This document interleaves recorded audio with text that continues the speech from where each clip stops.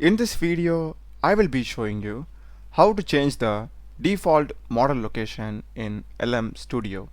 So let's get started. So here I'm already having the Gemma model running locally. So to change the model, to the left we'll be having here My Models. Click that. This is going to be the location where your models are going to get saved.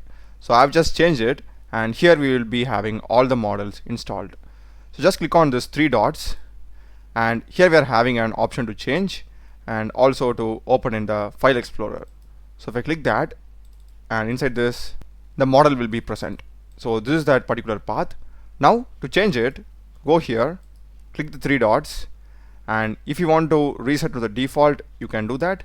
If you want to change it to some other location, click on change and just select your desired location. So I will just go with the new folder. So I'll just have it as new path and select it. And that's it. As you can see, no models are getting showed over here.